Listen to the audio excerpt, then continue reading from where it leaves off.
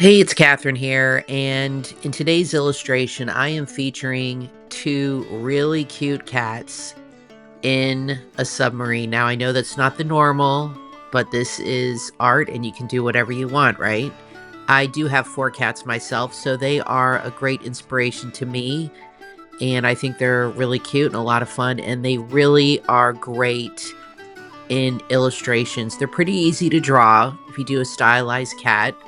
So I highly recommend it. And you could really put them in any kind of a situation, in a submarine, in a bus, in a car, flying a plane, or, in the forest, anywhere you really want to do. Animals are a lot of fun to draw and work with. And the possibilities are really endless. Now, I'm doing this in Procreate. I'm using a Procreate brush called the dry ink brush. And I don't know if it comes with Procreate because they did update their brushes recently, or if I bought this out of a pack, I don't remember, but it's called the dry ink brush. I really like it because I think it gives enough saturation to it, but it's not like completely perfect and smooth. So it still kind of has a look of a little roughness to it, which I appreciate. I also used a little bit of a colorless blender tool here in some of the areas to blend in when I have two different colors to kind of just smooth them together a little bit. And that works out well. I don't like to blend it too much, but just a little bit around the edges I think really helps. So now I created a clipping mask above this layer so I can add some shading a little bit along the bottom without leaving that shape. And I'm using like a really bright orangish red. I really wanted this submarine to be colorful with warm colors to contrast the blue in the ocean. And blue and orange are my two favorite colors to work with. They're complementary colors. So I highly recommend doing that in illustrations. The illustrations really pop. I like a blue background typically with orange colors in the actual elements as much as possible, or I reverse that sometimes, but those are my two color palettes I work with the most.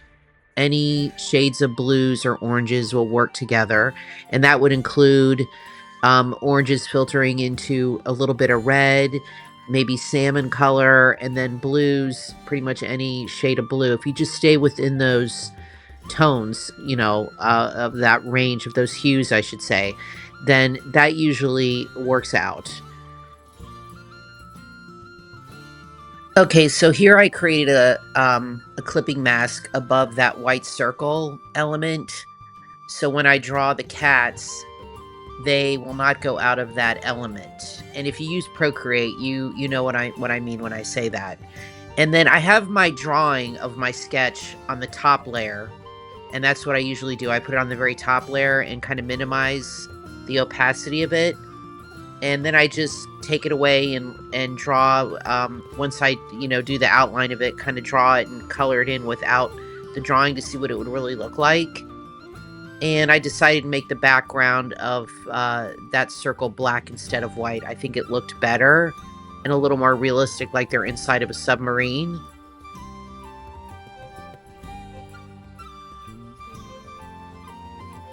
And I wanted to add a black and white, like checkerboard, or not checkerboard, but like the little black and white stripe thing.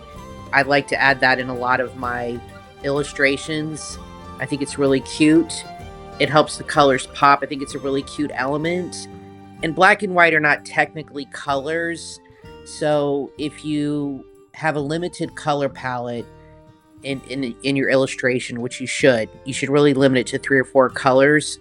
Black and white, they really don't count as colors because they're not really colors technically. So you can add those to any illustration and it's going to be fine. It's going to look great.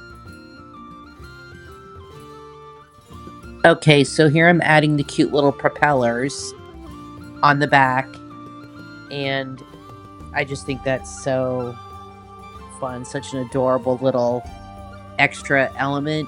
I looked at several drawings of different illustrations featuring submarines by many different artists. And I kind of took a little bit from each one with ideas. And I thought the propeller was so cute. I mean, you kind of have to have something powering it, but of course you could just have an engine inside, but I kind of wanted to make it a little old fashioned, I guess. I don't really think submarines ever had I don't know. I guess they have little propellers, I think, at the back. I'm not sure how they work, but anyway, I saw it on a few illustrations. I thought it was cute. Um and I just like the way that it looks. I wanted it to be really, really cute. And the whole submarine, everything is, to me, kind of, I wanted like a steampunk Jules Verne kind of vibe. I don't know if I achieved that, but I kind of like that old fashioned style look in a way. I know. I just think it's a lot of fun. I love drawing submarines. I don't know why. I like doing anything aquatic. I just think it's a lot of fun. And the whole idea of cats in the water and the ocean is kind of cute to me. Okay, so my advice to you when you're drawing illustrations in Procreate is you want to keep every element on a separate layer as much as possible. So you want to create an illustration that allows you as many layers as you will need. And I think this is like a 5x7, typically the size I use, 5x7 inches. I don't know how that relates to pixels. And 300 DPI, which gives me quite enough layers. I keep every element on a separate layer and until the very end, until I'm absolutely sure. And then sometimes I leave it that way if I want to add something or change something. But it's not until I'm like totally done. I'm like, yes, I'm totally satisfied. If I want to add some other things, I might merge everything together, flatten it, and maybe move this submarine to another part of the illustration, make it smaller.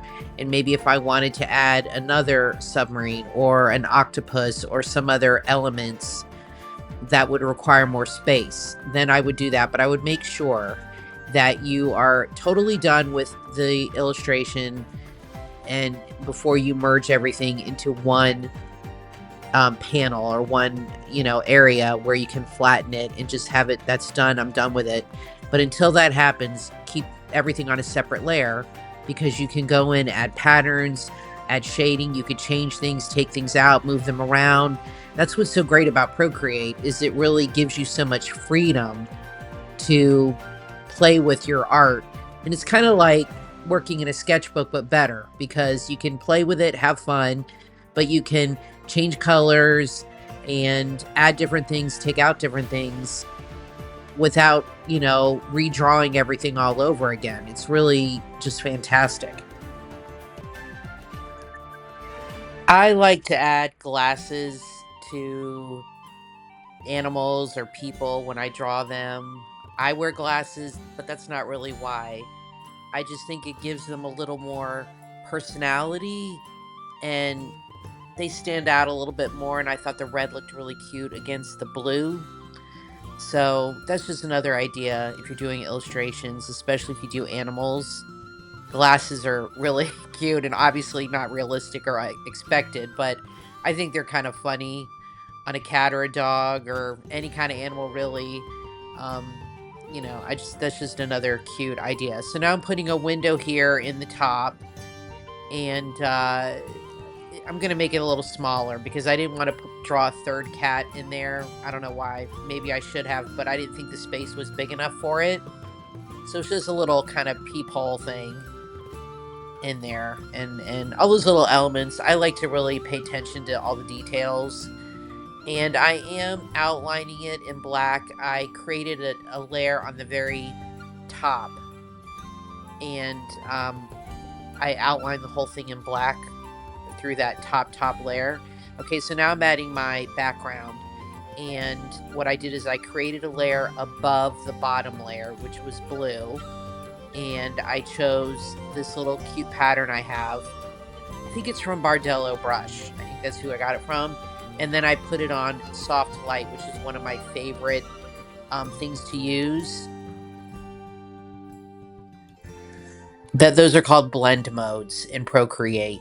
And when you see your layer and you click on the little letters there on the right, it offers you many different blend modes, and you can Google or ChatGPT what each one means and does, but they react to the color underneath it for the most part. So if you have a color on top of another color, it will give you different options, and depending on the base color, that blend mode will look a little differently.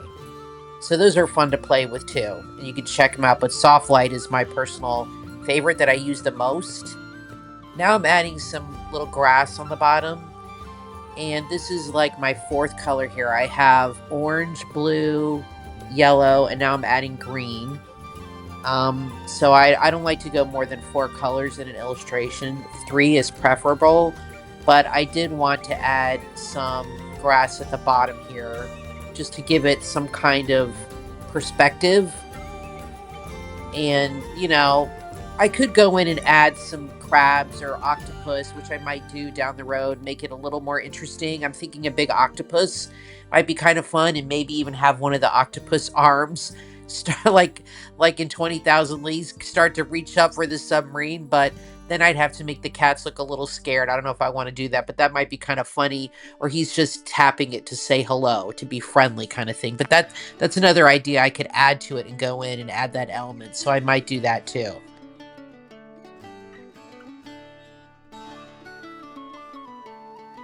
I also added some cute bubbles behind coming out from the propeller, and I did those in white and then put them on soft light. And I changed the coloring of the grass a little bit. I had a little trouble with it, so I'm not sure if I love it or not, but I can always go in and change that, maybe make it all a little more blue. We'll see. I might go in actually and add like an ocean bottom, but then I'd have to bring in another color. So I would, if I was going to change this, I would take out the grass and add just an ocean bottom. I don't know. I'm leaving the layers the way they are. I'm not going to combine anything because I might go in and change things around. But for now, we'll leave it as is. Thanks so much for watching. See you in the next video.